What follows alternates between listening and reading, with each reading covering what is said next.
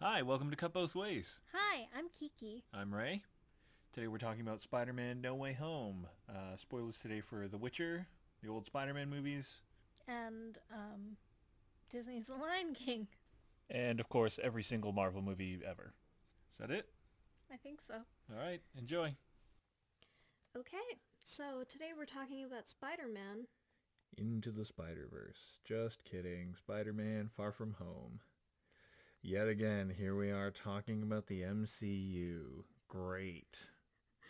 Wow, you sound so enthusiastic. The I thing am enthusiastic. You know what? I liked this movie. That's what I'm the most upset about, is that I liked this movie a lot. And this had exactly what was missing in every MCU film, I think. It had everything that I complain about whenever I complain about the MCU. Yeah. Yeah, the comedy felt really natural. There were stakes, like there were high stakes High to stakes, it. yeah. Well, I mean, Um, the stakes were a little too high, I think, for like a friendly neighborhood Spider-Man movie. Like the stakes of like the multiverse is gonna collapse. Yeah, that was very high stakes, but really the stakes were like getting everyone into MIT. So Yeah, I yeah, feel no, like that's, the right scale for Spider-Man. It yeah. was very cute. I mean, the stakes obviously were just like Spider-Man sort of like losing control of what he was hoping would be setting his life back in order, and things obviously spiral to multiversal levels. But Hmm. so there's like no way we can talk about this without major spoilers. So like, obviously Spoilers for everything MCU, basically. spoilers for always when we talk about an MCU film. There's no way to like not compare them because they're all very formulaic, and so you really Hmm. see how each one is sort of iterating Hmm. on what was good and bad about the last ones. Yeah. Sometimes they do nothing, like with the Eternals. But yeah, no, this was an excellent movie. It was so cool, and like the action was so awesome. The one thing I Yeah. loved about it was that the fighting never got to the level of like Doctor Strange. Like with Doctor Strange, I hope things get crazy, like he's Hmm. shooting lasers out of his Yeah. hands and stuff like that. But This these is were still very clean. very clean and very like, they felt almost like Shang-Chi fights where they were Hmm. like choreographed, just like brawls. Yeah, yeah. I love that sort of fight where you have that choreography where it feels like every split second there's something. Yeah, there's a push and there's a pull, and Yeah, exactly. there's never clear like one person trouncing another person. That's what Hmm. we were complaining about. Spoiler for The Witcher. That's what we were complaining about with The Witcher, is that a lot of the fights, especially with the monsters, it really feels like these monsters are just one slash in the head and their head comes off and then they're dead. Hmm. Uh, and like in Spider-Man, obviously you can't cut someone's head off, but all these villains have these like extreme scales. Like Hmm. there was like reptiles. That's the like Mortal Kombat character. What's the Doctor Lizard? What's his name? Oh my god, I don't Oh, remember I what his don't name is. remember. I'm gonna look that up. But yeah, you Yeah, have the Green Goblin, you Green had Goblin. Doctor Octopus, Yep. you had the Sandman. Mm-hmm. What's the electric guy? Electro. Electro. Yes. And Yeah. then Oh. Doctor Oh. Lizard. Oh no, Doctor I don't Lizard face. remember him. It's fine. And all of them have sort of like obviously a bit of an edge over Spider-Man, whose superpower is just like punch. He has his webs and his sense and stuff like that, obviously, but uh, you know the main way he deals with his foes is by punching them in the noggin. Uh, and so it was Yeah. really interesting to see that sort of dynamic, that they didn't like dumb them down to make them fightable by Spider-Man. Hmm. They just like had him be like skilled enough to fight them. Yeah, and the acrobatics were really cool. Mm-hmm. I'm not usually even a fan of fight scenes, and I thought it was really cool. So, No Way I, Home. Sorry, the Far From Home was the yeah, last one. No Way Home. Yeah. Yeah, Oh, spoilers in this Wikipedia article. Jeez.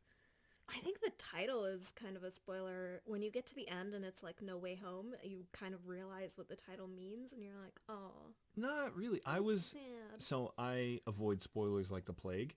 Mhm. Or I avoid, sorry, not spoilers. Yes, I avoid spoilers like the plague. I avoid trailers like the plague because I think Mhm. trailers spoil everything. And so I didn't watch a trailer for this movie. I watched like the initial uh, trailer. They released a second and third one, but the initial trailer just had Doctor Octopus's like tentacle coming up and him being like, "Hello, Peter," and that was it, sort of. Mhm.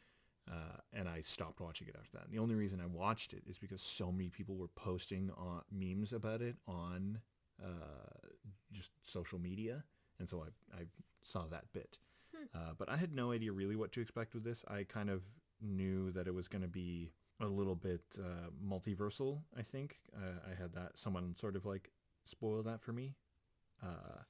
Yeah, I think when you realize that it's Doctor Strange and Spider-Man together, you're kind of like, huh, I'm going into the multiverse a bit. Yeah, but I had no idea that Andrew Garfield and Tobey Maguire were going to be there.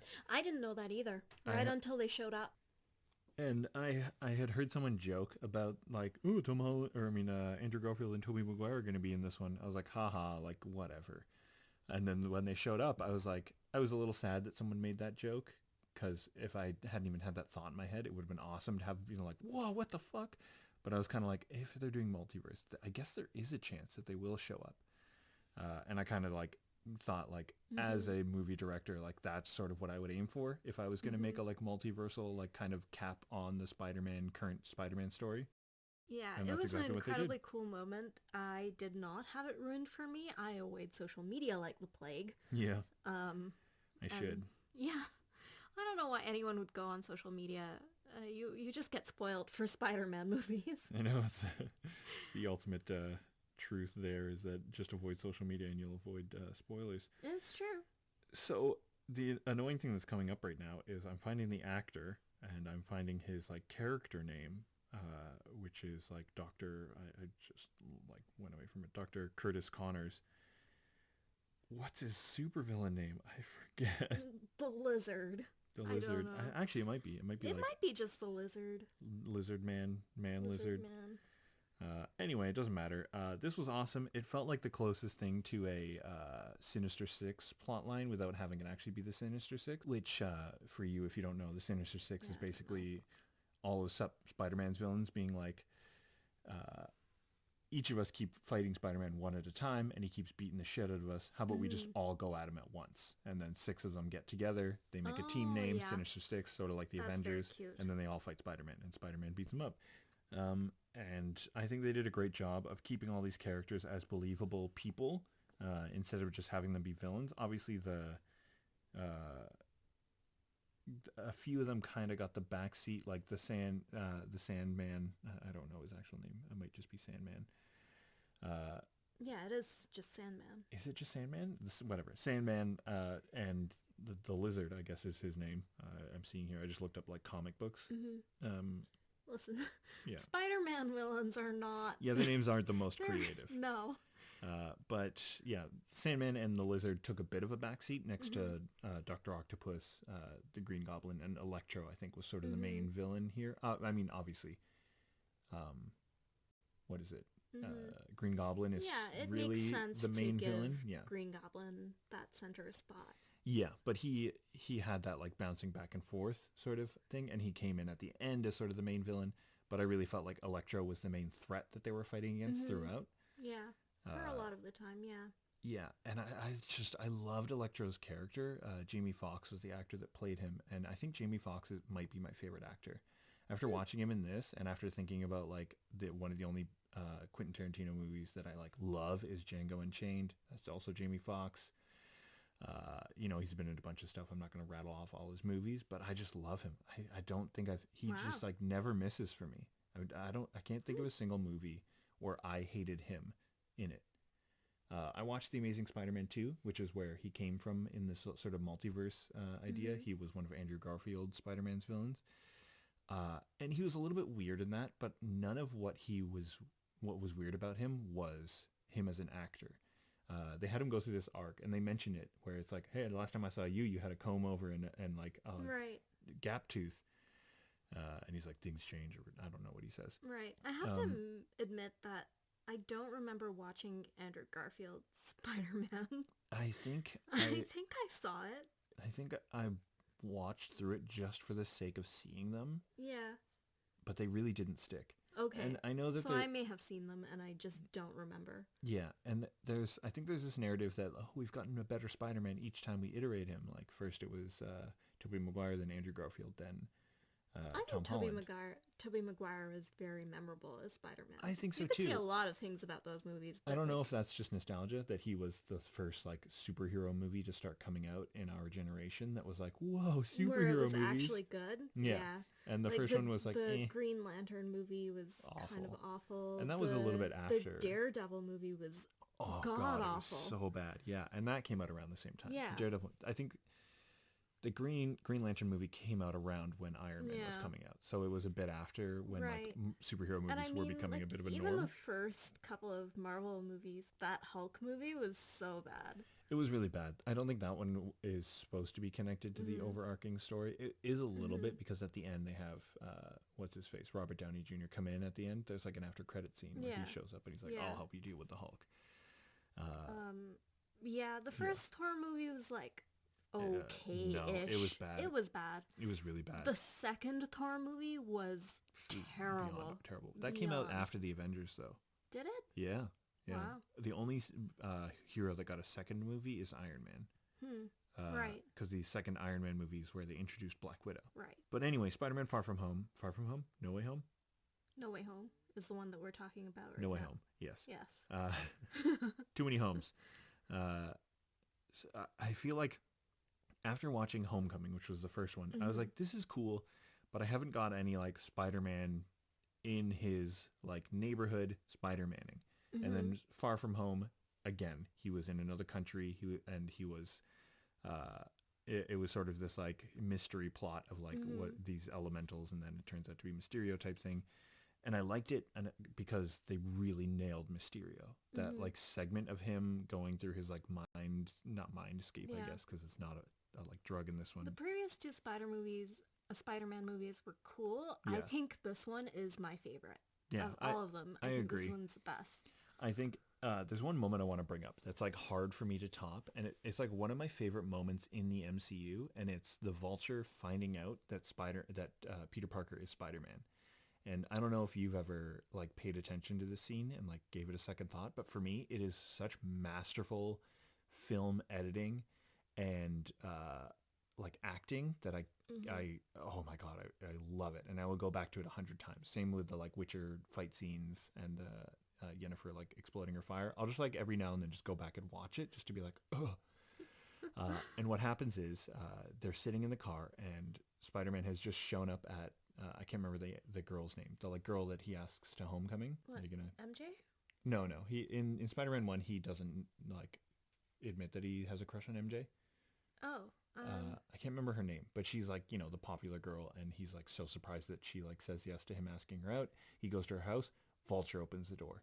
And right. Yes. And he starts having a panic attack, and you can really see it in the actor, and he's kind of like, you can feel him debating what he's going to do. That scene's pretty cool.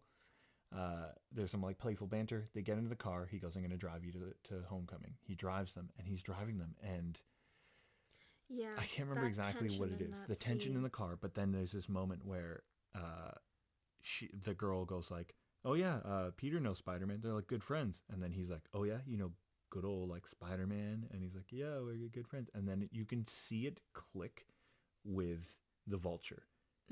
And they're stopped at a red light, and the light is red. And he literally goes like, the girl's literally like, yeah, you disappear a lot. You know, you disappeared back at the like monument. Yeah. You disappeared at my party. And you disappear like, and the Vulture knows that Spider-Man showed up during her party. Yeah. And she doesn't know that Spider-Man showed up during her party. And then the light turns green, and you see the Vulture go like, oh. Yeah. Because he realizes. I remember that scene now. When you Yeah. started talking, I was like, I don't quite know what you're talking about. But yeah, that scene was just so It's good. masterful. And so it's really hard was for so me well not to shot. think. It's hard for me not to think about that first Spider-Man as like one of the best Marvel movies. But I didn't really like the rest of the movie. I found it was just kind of a little bit like Spider-Man not Spider-Maning. It was a little bit too much Spider-Man trying to be Iron Man. And then the second movie was too much of that again. Spider-Man being like, you know, he does the like technology thing and like makes his new suit. I hated that. I hated that moment so much. That's done. That's gone. gone. And that's why this takes the cake. Spider-Man is no longer in the shadow of Iron Man. He's no longer in the shadow of his like deeds as an Avenger. He is now the friendly neighborhood Spider-Man. Friendly neighborhood He is Spider-Man. broke, he is alone, and he's gonna have to juggle his life, his dual life as Spider-Man and Peter Parker. And that is essential for a Spider-Man story, I think. Yeah. Yeah, and the way that they did it, great. Beautiful. Loved it. I am so sad for him, and that to me is a sign of good filmmaking because I'm very actually sad for him. Yeah, and there's a big thing we talk about in a few of the other Marvel movies about loss being a really strong plot element that not a lot of movies do well. The loss in this film. I'm an easy crier. Like I cried. Oh yeah, I cried too. I cried in the theater. I cried with Aunt May's death. Yeah. That to me, it was perfect. And then I cried again at the end when they kissed goodbye. Yeah, and he like goes to the like I love that like I think I don't know if other Iron Man the other Marvel movies do this and I just don't pick up on it, but I think it's either Tom Holland or the directors of Tom Holland or just the way they write the writers of these Spider-Man stories that do this, but they have an excellent people coming to decisions or realizations without saying it. I need this in my films more. You need to trust your audience to understand what the story is going to be and what the revelations are. And if they don't put it together, that just means your audience is going to watch your movie again. So don't hand feed us the answers. And that moment where he's in the diner and MJ brushes her hair aside and he's like just about to tell her, hey, we used to date, you had this mind thing. And then he sees the cut. The bandage. And you can see it in his face that he's like, I can't put these people at risk anymore. I care too much about them. Yeah.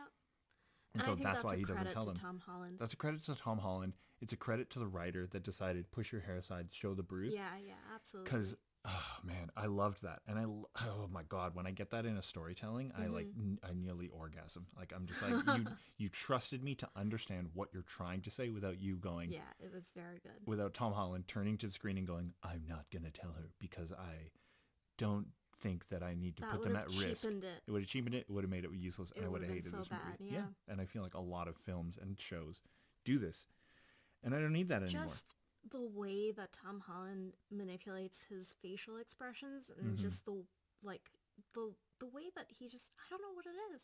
He's a cute little boy. He's really good at acting. I think he's been doing acting long enough that he's starting to master this craft. He is very good at acting. He's going to be a powerhouse coming in a few years. I hope he doesn't have too much like ego or he doesn't get too much like caught up in the like rock star like actor lifestyle. I don't think so either. I've seen like one interview with him. But I tend to not watch interviews, so nor do I. And I've only seen a clip of it on like reposted on TikTok. Yeah. Basically of the like what is the future of you as Spider-Man? And he's like, if at 30 I'm still Spider-Man, I've done something wrong. I love this, but I want to grow my craft. Yeah. And I think I want another 3 movies with Tom Holland as Spider-Man. I want another 3 Spider-Man movies with Tom Holland. Because now I want to go through the classic Spider-Man arc. Yeah. Him sort of, That's what they have planned. So, good. I hope so. They have 3 movies with Tom Holland planned. Yeah, and I hope that they don't make him too like a part of whatever what do you call it ensemble film that they do next. I feel like they're going to inevitably have to do that, but I feel like whenever they do that, they change everyone's character arc just a little bit, and sometimes it's too far. Like in Infinity War, when Spider-Man is in Infinity War, it changed him from, okay, maybe we're going to see him as this like friendly neighborhood Spider-Man next time. Then he gets the Iron Spider suit and he dies for 5 years, and it completely sidelined his arc. Then the other character was Thor. I felt like Thor in Infinity War took away everything that was exciting about Thor in Ragnarok. Because in Ragnarok, he gets his eye cut out and he loses his hammer. Ragnarok was the best iteration of Thor. Exactly. Yeah. And then Infinity War, they give him another eye, they give him another weapon. That is basically Mjolnir. Like, let's not joke around like Stormbreaker is just... It's just a sharp version. It's just a sharp Mjolnir.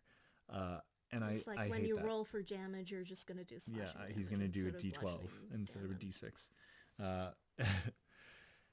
And I hated that. And I felt that it took away these essential character elements from Thor. And Spider-Man, and so I'm excited for these next 3 movies to be just about Spider-Man in the neighborhood Spider-Manning. Mm-hmm. Bam, whap, powing. I think we'll get at least 1 movie of that. Mm-hmm. We might not get a full 3. I don't think we'll get a full 3. I don't think there's enough time for us to get a full 3. Tom Holland is like, what, 22, 23 now? Yeah, but he signed a contract for the last movie to end when he's 32. He's gonna get 3 movies. Like, he signed on for 3, yeah. I think. Yeah. At this point. 3 more. Yeah. Rather. But I think then that's it. I think we get 3 more with Tom Holland, which I'm excited for. I think he's a great actor. I'm very excited for that. I think I'm nervous that the next 3 movies, or the next movie is going to be an ensemble film. Spider-Man's going to be in it, and then his character arc is going to get sidelined. And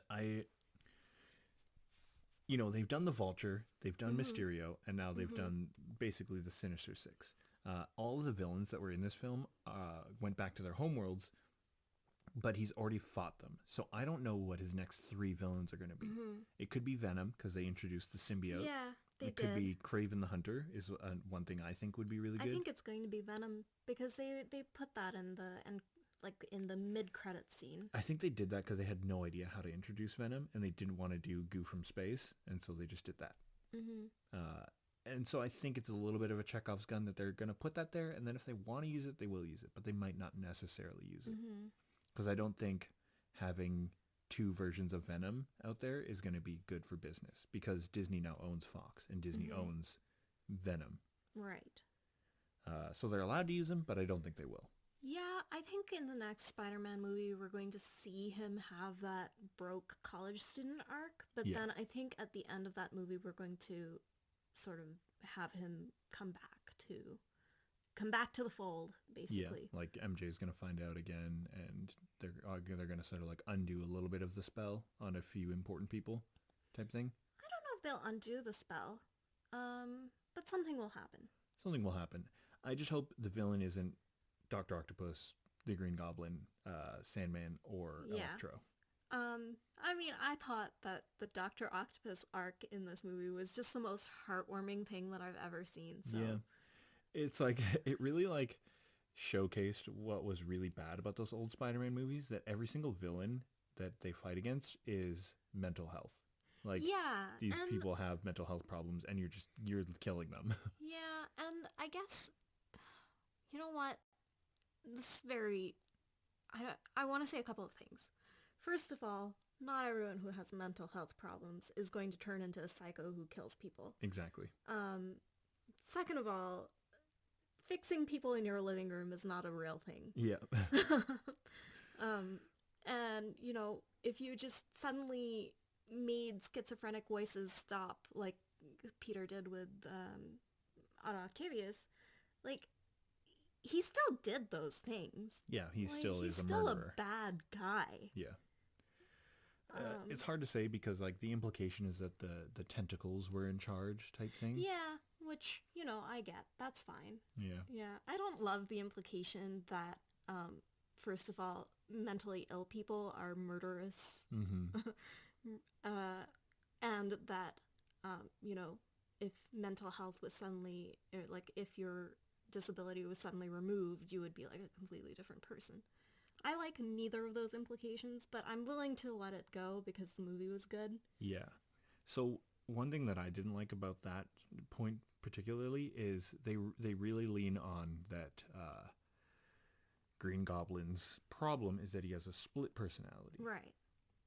If you rewatch the first Spider-Man movie, that's not really what they're implying. They're implying that this power has brought out the worst in him. And, like, he does sort of talk to himself and hear voices of other things, but they work in tangent with each other. It's not just one taking over the body of the other. It was sort of meant to go with great power comes great responsibility, right? Yeah. Here's the Green Goblin who has this great power, but doesn't take personal responsibility. Yeah. And that's what I got from it when Tobey Maguire, like when they had that arc with the Green Goblin with the Tobey Maguire Spider-Man movies. Yeah. And so I'm kind of upset about the, like, implications on mental health. Yeah, I'm a little bit upset about that. I definitely think that they could have done that better.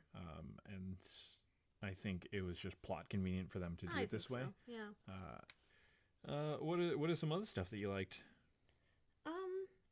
You got so many notes as always. Yeah. I'm the like goon that doesn't take any notes and just sort of wings it. And you got all these notes. Well, they're a little bit more scattered this time because by and large, I thought that this was a fantastic film. I really liked it. I liked it as a standalone. Like, if you just vaguely knew who Spider-Man was, I think you would still enjoy this movie, even if you hadn't watched the 2 previous movies. Yeah, you know what? I agree with that. Yeah, there's not a lot here that is reliant on you watching all these other movies. Like, a lot of the big hits, the like pause for laughter, pause for applause moments won't hit with you. But you will still enjoy this movie. Yeah, I think so. I mean, I guess there is this sort of onus on you to like have watched all 3 Spider-Mans. Spider-Man. All what? Tobey eight of them, because it's Spider-Man 1, 2, and 3, Andrew Garfield 1 and 2, and then Tom Holland 1, 2, and then I guess probably Infinity War-ish, because he has a bit of a plot arc in that.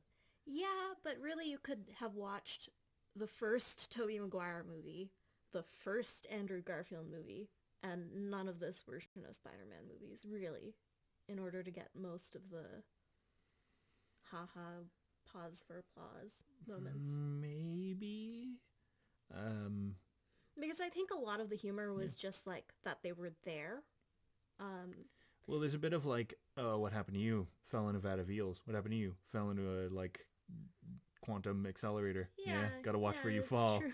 And both of those characters are in Spider-Man 3 and 2 respectively. Yeah, so I guess there were those moments where you would like find it. I found it funny even not remembering where exactly those moments were from. It's true, that was funny without that exactly, but I can't think of it right now, but there definitely were a few jokes that were like, you had to watch the film, like when they're like, oh, you're amazing. Like Andrew Garfield's kind of like, oh, you guys are so cool, and I'm just kind of like, and they're like, no, you're amazing, because his movie is The Amazing Spider-Man, whereas it's Spider-Man, then he's the Amazing Spider-Man. I just got that. Yeah.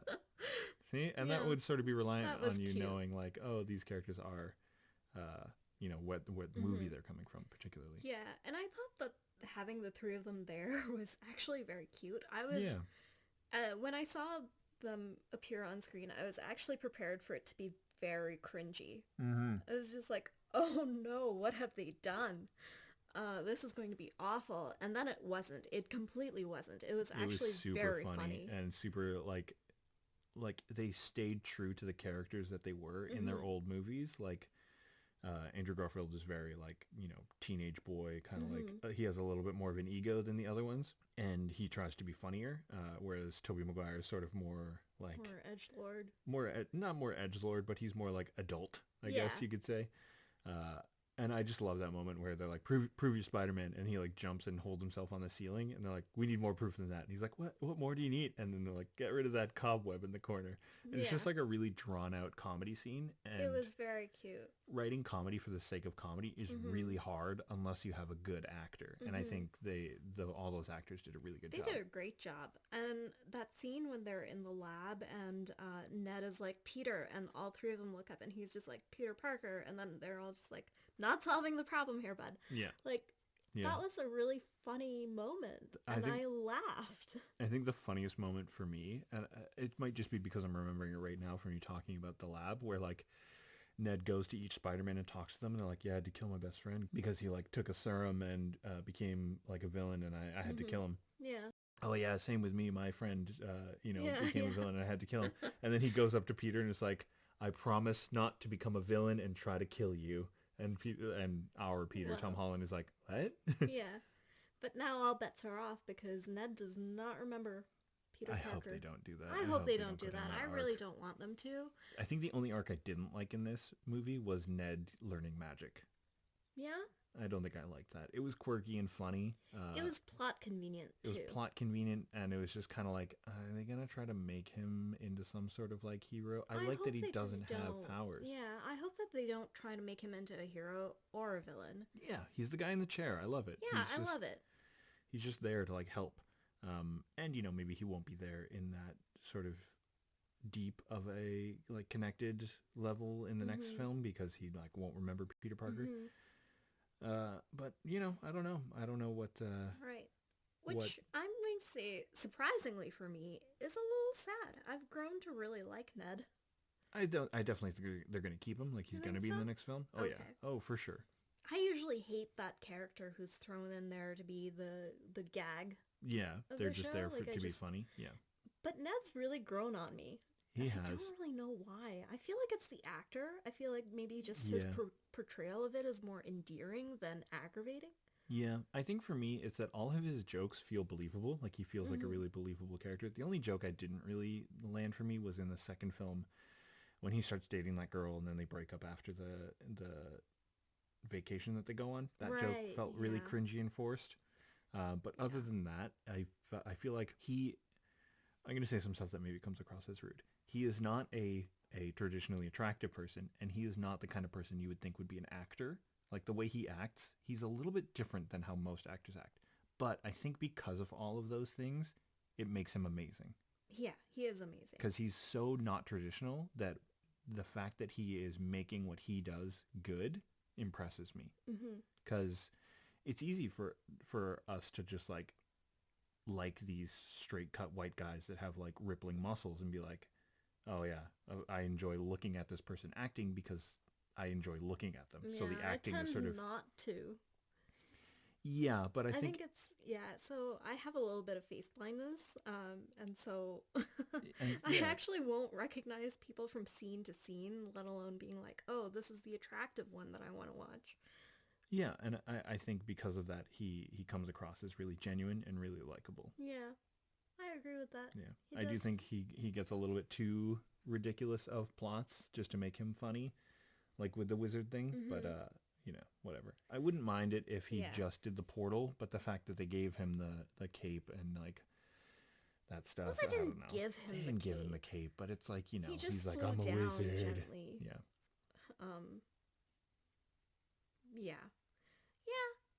I feel like the him being a wizard thing is a little contrived, and I don't really love it, but no, I like him.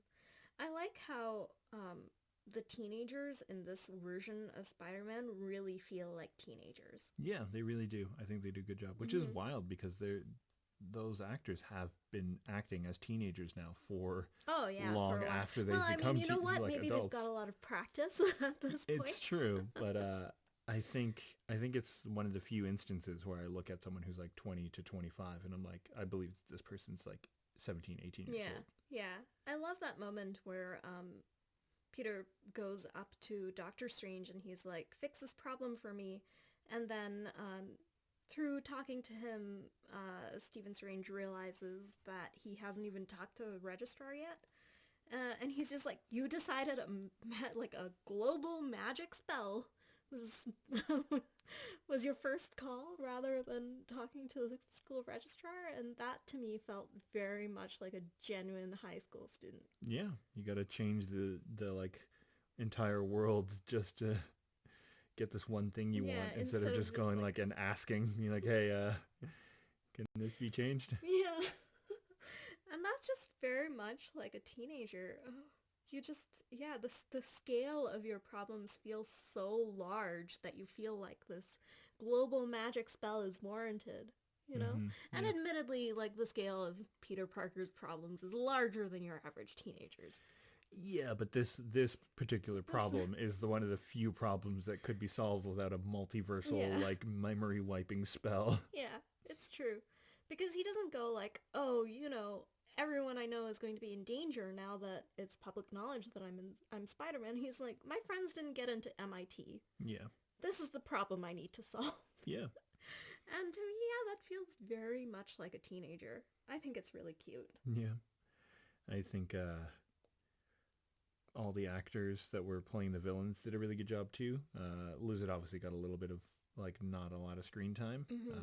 I think they just didn't want to have too many characters. And I think that's a big thing that like a lot of films need to pick up on is that you can have like 5 or 6 characters. But if you just sort of focus less on 2 or 3 of them, it makes the characters you do focus on more interesting, and it makes it less confusing. Like with something like the Eternals, where you have 10 characters, you just focus a little bit less on a few of them, make a few of them the like main characters you focus on, and then it's like you become emotionally invested in the few of them. Well, yeah, and I feel like they focus less on the Lizard Man because just the scale of it. Like, you have the Sandman who can, like, become this giant sandstorm, and you have Electro who can shoot light, like, basically lightning. So, like, Lizard Man felt... well, I mean, it's not too different from, like, Dr. Octopus threat. And Green Goblin. Dr. Octopus has 4, like, AI arms. Yeah, like, and he's a giant, like, lizard man that he can, like, regrow his limbs, like, instantly. Yeah. He's basically got, like, Wolverine powers. But, I mean, I think that's why he got a little bit of the shaft, was, like, I just think his character wasn't as connected, because, like, in The Amazing Spider-Man 1, it's more about, like, you know, Spider-Man coming into his own, and more about Gwen Stacy, the, like, girlfriend. And then Spider-Man 2 is, or The Amazing Spider-Man 2 is more about, like, the, like, plot and the villains and stuff. So, not many people cared about the lizard. Right. Who is your favorite character in this? There's a lot of characters, and, like, surprisingly, a lot of them were lovable. Who's your favorite? That's such a hard question. I really liked, you know what's going to be, this is probably my nostalgia speaking, but I, like, really loved Tobey Maguire's iteration of Spider-Man in this, because the original movies ended sort of on this note of him being super depressed and miserable, and sort of like, I remember that awful third movie where he like, it was really bad, okay? It was really bad. And he just like has this emo haircut and is like walking down the street, and everyone's just like in awe of him, and I was like, you know, it's nice to see him as an adult, like as a little bit more of an adult in this movie, having come to terms with a lot of things. I thought it was a really cool moment where they progressed the character, where they could have brought back Tobey Maguire Spider-Man exactly as we left him in the third film, and that would have sucked. I don't know that it would have sucked, because I don't know that I felt that they didn't do that. I think just by proxy of him being, like, much older now, like, he's in his, like, late 30s probably, I think. I'll look it up. That there's, like, you know, you can't really do much to make him look like he's 18, 19 anymore. There's no way he can still pass for a teenager. But I don't know that they implied that he was too much farther along in his story. They could have tried to make him look like a teenager. I'm looking at Vampire Diaries. Yeah, that's really. Like, those are 30-year-old men who are meant to be in high school, so you never know. You never know. You know, in Canada, at least, the law is that after you're 21, you can no longer go to regular high school. I feel like Hollywood should maybe employ this. Take this as a like, hint? Yeah, take this as a hint. We don't want adults in high school. We don't want adults in high school. In fact, I don't want to look at high school kids most of the time. Tobey Maguire, he is 46. So... Okay.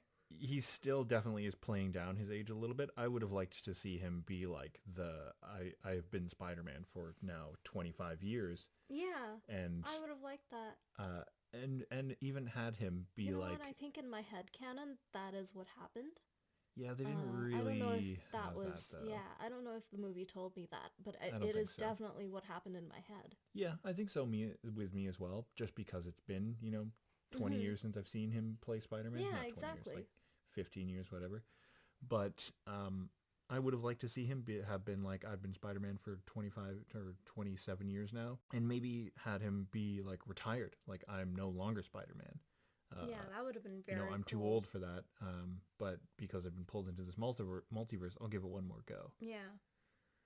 Because it is implied that he's still Spider-Man. Yeah. Like when they're like, did you bring your suit? And he like shows under his shirt that he still got the suit. Yes, it is implied. And that was a funny joke too. Like, you just gonna look like a youth pastor, or like... That was very funny. Yeah. And that moment when they discovered that he like actually shoots webs out of his own body. And they're like, how does this even work? It's so funny because that's the only iteration of Spider-Man that does that. Even I know that. Yeah. It's like not a lot of people knew that when they watched that Spider-Man. They're just kind of like, yeah, he shoots webs out of his body. And it wasn't until like the Amazing Spider-Man where I was like, I don't like that he like makes his own web. And then I like looked it up and I was like, oh, that's like... Yeah, that's not how it works in the comics. Yeah. He's actually a bit of a boy genius in the comics and like makes his own web technology basically.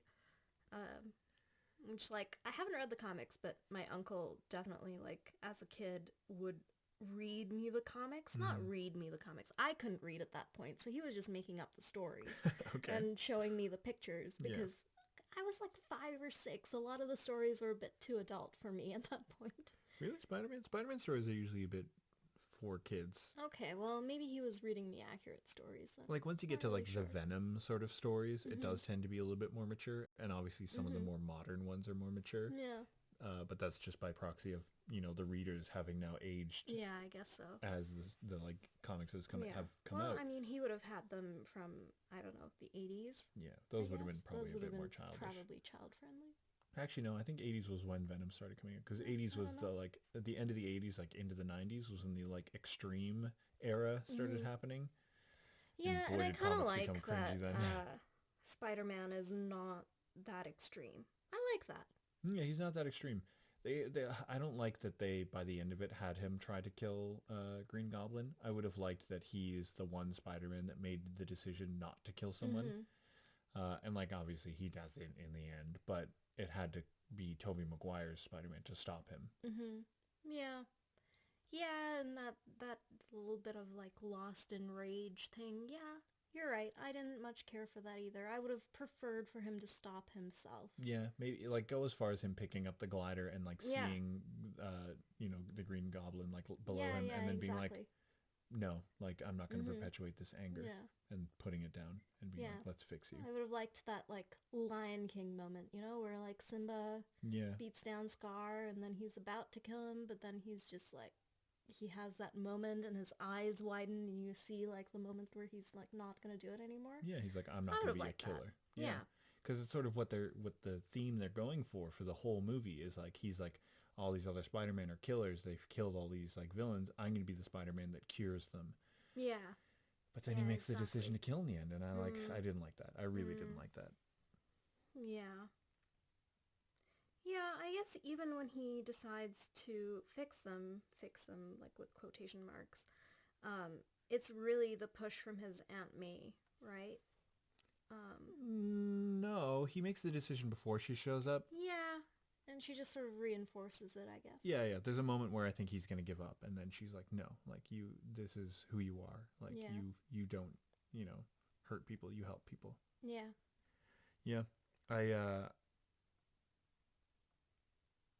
There's something I wanted to talk about. I wanted to talk about the fight scene. So, like, this movie has a lot of good fight scenes and a lot of good, like, Spider-Man-ing fight scenes.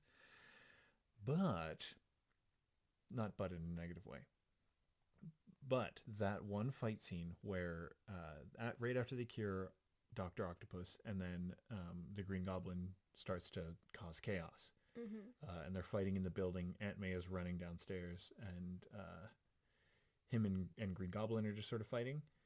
That fight scene was so awesome, where they're like destroying the building around them and like falling through the floors. It really felt like they were powerful, and that they were like just two humans that were like super powered, beating the shit out of each other. It was really good. Because like, they could easily have these like people like Electro like disintegrate buildings or whatever, something like that, and like have that be the like epic action of it. It's rare that you get to see two people that are basically like Captain America strong, where they're just like, you're human and you're like beyond what a human could be in strong, but you're still just sort of like, you just have limbs and you just punch each other. I don't know that I've ever seen a really good representation of that in a fight, except for this. Like, this was awesome. Yeah. Like literal like martial arts moves, like where the choreography was great. Yeah, it felt like a kung fu fight where like he. Well, I wonder if they actually have the same team of choreographers working on the new arc of the Marvel. Yeah, it could be. Yeah. Because the fight scenes in the Eternals were also good. Like, they weren't as good, but they were good. They're all right, I guess. You liked Athena. Sorry. Leave off the A. Drop the A. What's wrong with you? She's going to come for you. No, I don't think I did. I liked how she fought, yes. Mm-hmm. I did not like the fight scenes. The actual fight scenes, yeah. Because there were not a lot of extended fight scenes in that movie. Well, Shang-Chi fight scenes were really good. They were really good. That really fight scene on the bus, like classic Jackie Chan. Bomb. Super bomb. Super great. Super great. And I think everything can learn from this movie. Like any type of movie could learn from this because they have the loss, they have the awesome action fight scenes. And the big thing about these fight scenes is they don't feel short. Mm-hmm. They don't feel like, oh no, I'm being attacked by Green Goblin. Punch him in the face, he's knocked out. Mm-hmm. Okay, how do we cure him? It's like, no, it takes a lot to knock out Green Goblin. And so there's an extended fight scene of them like falling through floors and beating each other up. And, he doesn't necessarily win in the end, but he does like get away. Yeah. Yeah, and I feel like this movie is a very good representation of what it means when I say like MCU should take notes from Pixar.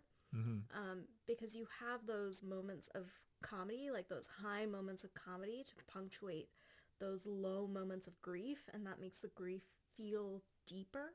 Mm-hmm. Because you come off of a high. Exactly. And then you get slammed by this moment of grief, and that makes it feel really deep and makes it really cut. And I think that this movie does a great job of it because the jokes don't feel like they're in there to cause that, They don't feel like they're slapped on. The jokes felt like a really integral part of how these characters would interact with each other. Yeah.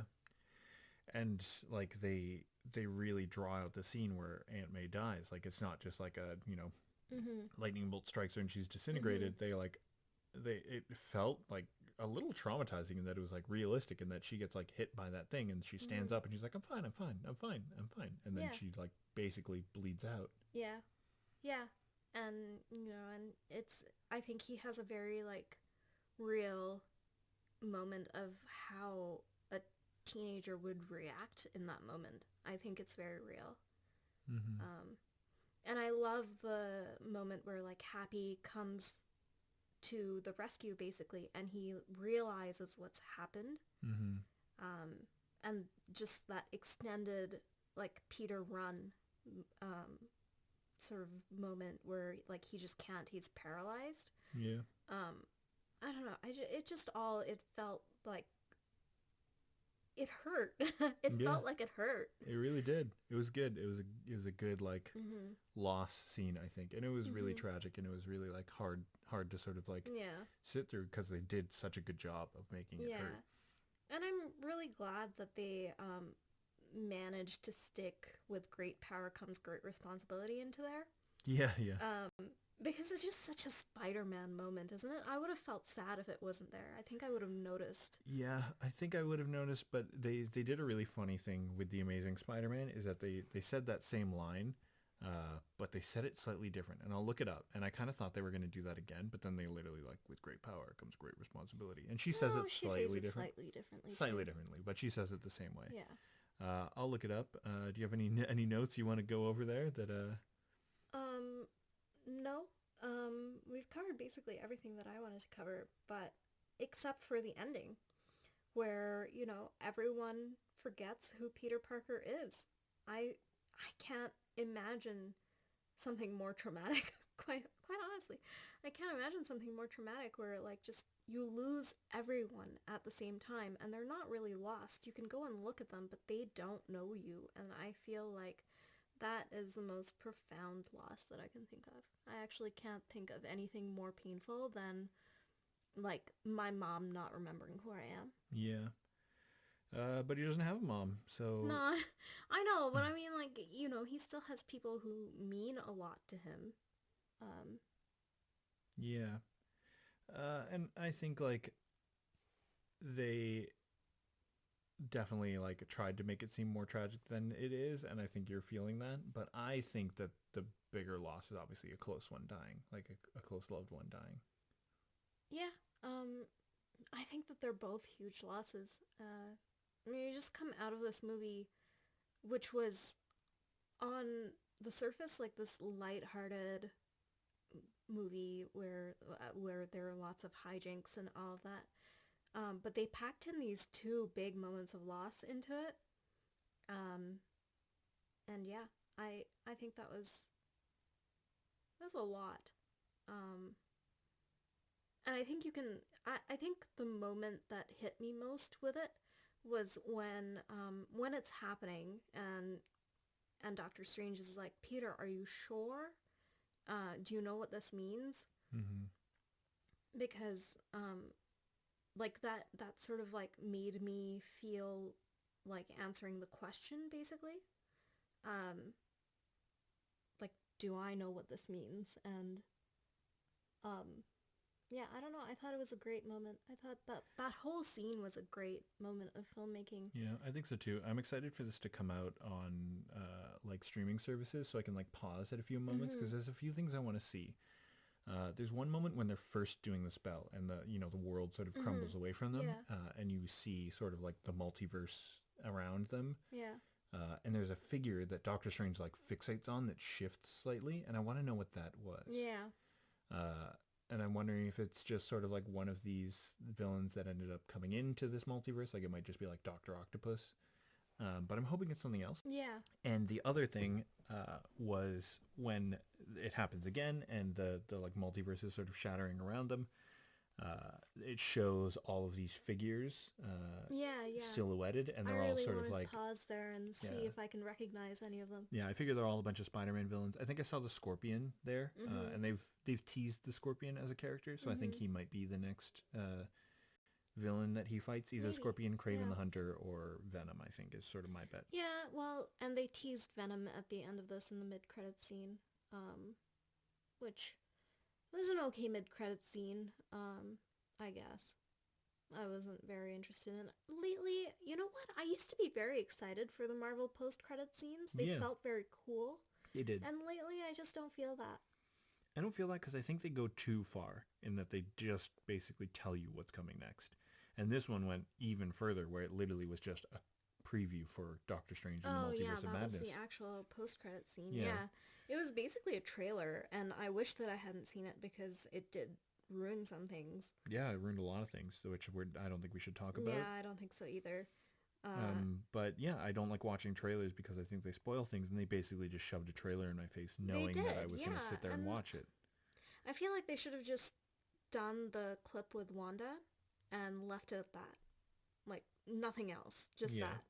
And that would have been a very cool teaser. But yeah, I don't know what it is. Lately, the Marvel post-credit scenes don't excite me the way that they used to. Maybe it's because because I've grown up with them now and like... No, I definitely think they're doing a worse job. Because like if you think about that first Iron Man post-credit scene, it was Nick Fury, and it was basically like, I want to talk to you about something, and then it like cuts, and that's it. It cuts, yeah. They used to be very short. They were very short, and they were just sort of like, like I said, they left it to you to sort of figure out what that means. Yeah. So I didn't know what that means, because I didn't know what the Avengers were back then. Yeah, exactly. Nor did I. And I feel like maybe that's what it is that I used to come out of them being like, oh, I wonder what they're going to do next. How is this going to fit in? What's going to happen? And that's not the case anymore, unfortunately. Yeah, it went so far as me wanting to look up what they meant without like just Googling it, being like, what did that scene mean? And having someone explain it to me. And so what ended up happening was, after the Avengers movie, the clip that happens at the end is Thanos. It's that like ghostly, like weird guy going like, to court with Earth is to court with death. And then you see Thanos look to the side and smile. And I was like, who the fuck is that? I don't even know who this is. Because he just looked really different to me. And I guess I should have like known. And I looked it up, and what I thought it was I thought he was Super Skrull, and Super Skrull is a villain that I think they will introduce in the next Captain Marvel film. I was like, why are they like teasing Super Skrull at the end of the Avengers movie? And then I was like looking it up, and people were like, oh, that's Thanos. And I was like, oh, that makes so much sense. To court with Earth is to court with death. Thanos his whole like story arc is that he like loves death, basically. And they changed that for the movies, but I wish they hadn't.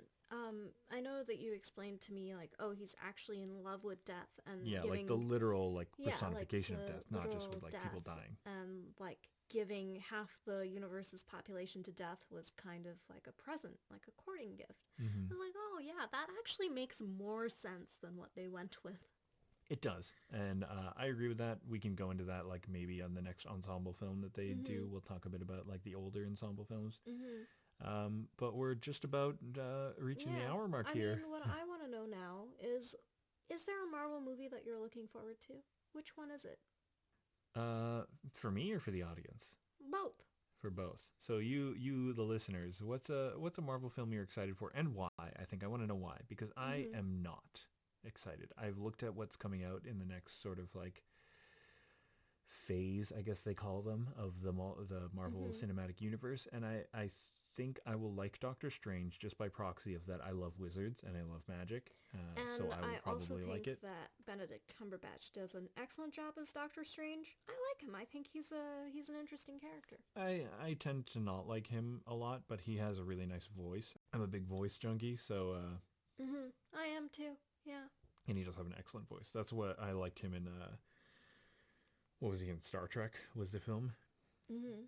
He has this great line where he goes like, "Shall we begin?" And I really love the way he says that. And I like that's another thing I go back to kind of often. Yeah, I don't know. I'm excited for Doctor Strange. Other than that, I'm nervous for what they're going to do next, because the next few films are what? There's the Marvels. The Marvels, which I think Camilla Khan will be good, because I've looked at the actress and I think she looks amazing. And I'm very I really excited. want to see the show Miss Marvel. When is it coming out? I thought you said it was a movie. No, is it? It's not a theater release though. It's a show, Miss Marvel, and then they have an ensemble with Captain Marvel, Miss Marvel, and I don't like that. Company. I don't like that at all. So there's going to be a show with Kamala Khan as Miss Marvel. Okay, I'm excited for that. I'm not excited for that movie though. Nor am I. I'm very nervous because Captain Marvel was a low point for sure. It was a low point. I'm really hoping that they'll have rewritten the character, but given how she's portrayed in What If, and given how she's portrayed in the Infinity War arc, I am not I'm very not confident hopeful that she's going to be good. Yeah. It's been enough time that I think they might be able to rewrite her, because she came out between Infinity War and Endgame, and so she's only been in her own movie and then Endgame. Right. She was in What If. And then What If. Just as a voice actor, though, so, like, I don't know. Yeah, but the way that the character was portrayed was very much the same. Yeah, it's true. So. I don't know. I'm not excited for that film. Then there's Ant-Man and the Wasp: Quantumania.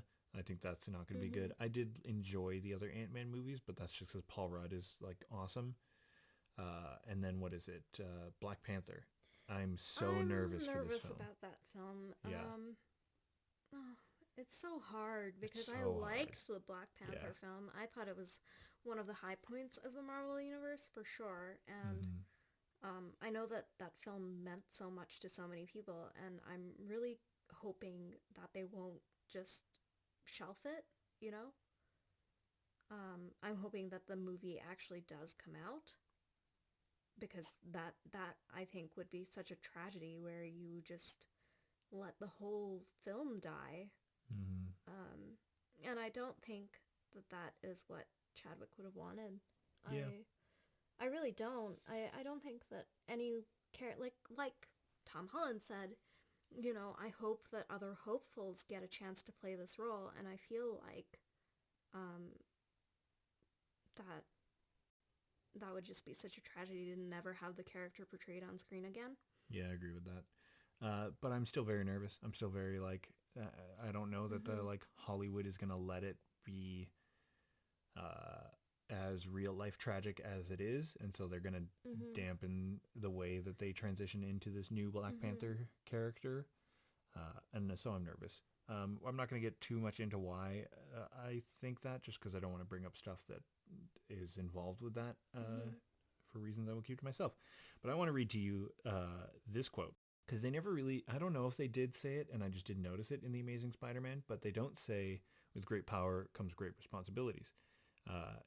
What they say is, if you can do good things for other people, you have a moral obligation to do those things. Oh, weird. Yeah. It's kind of the same thing, but... It's really not, though. It's really not. It's very much like, you gotta do it. It's up to you. Yeah. And so, yeah, there was this weird, like, they don't quite say with great power comes great responsibility, so I wasn't sure that they were going to say that in this film, but then they did, and I'm kind of glad they did. I'm glad that they did. Mm-hmm. That's just such a Spider-Mac... Spider-Mac? Is that like a Mac book that just got bit by a spider? That's just such a hallmark of Spider-Man movies. Or is it the new burger from McDonald's? Sponsored by Spider-Man. Spider-Mac. Well, you never know. Spider-Mac. I mean, come on, they're doing it's like got 2 patties, lettuce, and guac. I don't know. Let's finish it off here. They're doing Justin Bieber Timbits, so they might as well do Spider-Man burgers. I'm gonna cut that. Are you? I don't want you to bring up that blasphemous thing. Tell us what next Marvel film that you're excited for. You know what? We promised to talk about our what if moments when we did the Spider-Man episode. Oh God, yeah. So we'll put that in here. I didn't even think about it at all. Either, so. I can kind of think of one, but it's a bit of a half-assed one. Go on then. The one that I can think about is basically what they didn't do in Guardians of the Galaxy Volume 2, where they introduced Adam Warlock and then they never had him play a part in it. Because I think if you introduce Adam Warlock, you introduce the story elements that he brings, which is sort of what they're going into now with the Celestials and these like multiversal beings. And they play a huge part in the comic book. There's this character called the Living Tribunal that shows up, and they mention him in Doctor Strange. Eternity, which I've shown you a picture of, where it's like the universe is just sort of like made out of his cloak. There's a few other characters that I can't quite remember right now. And I think one of my favorite moments in the comic book is this moment with Adam Warlock, where he gets the gauntlet and he's like, I have to use this gauntlet to do good and sort of be the opposite of what Thanos was. And all of these universal beings are like, no, split up those gems. Do not make the gauntlet. And he's like, but I have the gauntlet. No. And then there's this big argument that they have, and they get to the end of it, and Adam Warlock's like, fine, I'll split up the gauntlet. But then in his head, he goes, I have been trying this for thousands of years to argue with these beings, to let them make me keep this gauntlet. I have tried every possible way to argue with them, and they're just unmoving on this fact.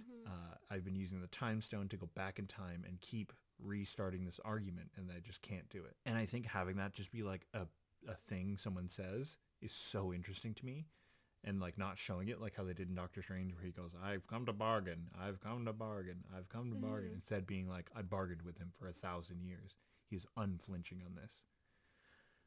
And I think that was a really cool moment. So I would have liked to see Adam Warlock come in and maybe play this role of the character that thinks he's going to be the opposite of Thanos, but he's really just a different version of Thanos. That's the only thing I can think of. And that's kind of a shitty answer, because it's like, you don't know that introducing Adam Warlock is going to introduce these like multiversal characters, or not multiversal, these like universal scale power characters. Yeah. I mean, for me, it's like, there are definitely moments where I'm just like, I wish that the like Captain Marvel movie just didn't exist. Yeah. Like, just leave it out. Well, that's interesting, like though. a single moment. Yeah, I don't know that I can think of that. And there are reasons why I don't like the Captain Marvel movie, is because I think that it actually just introduces more plot holes than is worth it for it. Yeah. Oh, there was a plot hole that Spider-Man brought up that I forgot what it was. I can't remember what it is right now. I'll try to remember it for the next Marvel film that we talk about. But no, that's an interesting thing that you can think about. Like, what if basically Captain Marvel didn't exist? Like, then what's the villain that she fights against in her film? This, not the Skrulls. Like they think it's the Skrulls, and then it turns out to be the Kree. That's what it is. Yeah. So then the Kree would be this big threat to the Marvel universe that you could sort of introduce. And yeah, exactly. And I think that we didn't spend any time with the Kree at all. When the Kree were introduced, which one was it that they were introduced in? They kind of were introduced in Guardians of the Galaxy because Ronan the Accuser, I think is his name, is a Kree. Yes, right, exactly. I thought that they were super interesting. Yeah, they're almost these like religiously zealous like warrior people that wipe out planets. Yeah, exactly. I thought they were super interesting. I thought that would be like a great way to keep the Marvel films sort of like in space. Is have the like almost have, like, this like opposites of humans, that like, instead of these people that like create superheroes, there's this race of people that create supervillains. Yeah, that could be interesting. I would have been very interested to see more of that. Yeah. I also feel like Captain Marvel comes in at the, like I've said, at the bookends of films to like solve problems. It's kind of like she's kind of a MacGuffin. Yeah. Which I'm never a fan of. Though I do like how she comes in Endgame. It's not quite to the level that I like. It's cool where they're like, the cannons are like firing on all of them, and they're all like, "What do we do?" And then the cannons stop firing and start shooting into space. And then Friday's like, Iron Man's like, "What's happening?" And then Friday's like, "Something's entered the upper atmosphere." And you're like, "Oh, I know what's about to happen." And then she just like obliterates the ship. And though that was cool, I definitely think I can speak. There's a moment there to let another character like be a real powerhouse. Yeah, it was sort of a silly thing, and it led to that like Women of Marvel thing. Yeah. And oh boy.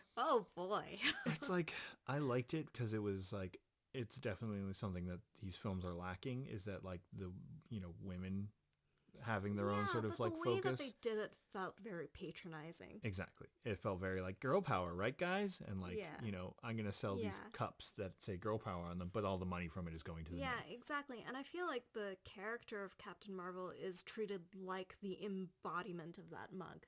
Yeah, exactly. And it's like, for me, when you do that and then you don't give these characters either their own film or their own character arcs, you're just laughing in our faces. Well, and then you have to do stupid things with them, like send them off into space, because otherwise every problem would be like, "Hey, Captain Marvel, can you come solve all of our problems?" But then, so what I'm trying to say here is that like girl power moment that they have, it's like, it shows you there are a lot of girl characters in the Marvel Cinematic Universe. Where the fuck are the girl movies? Like, where are they? Yep. There's one. Well, two, I guess. There's Captain Marvel and now Black Widow. But Black Widow felt literally like, we have this main character that everyone loves, and people are like yelling at us, being like, "You're sexist pricks for not having a movie about Black Widow. Let's make a Black Widow movie so they stop yelling at us." And then it sucked. Well, yes, it didn't suck. Did. It was just bad. I was comparing Black Widow to Wonder Woman, and Black Widow is superior by a long shot to Wonder Woman, and so I was actually very happy with it. But is it a good film? No, it's not. It's not. I think a lot of the actors did a good job and they were interesting enough, but it really felt like this, like, how is no one else aware of this?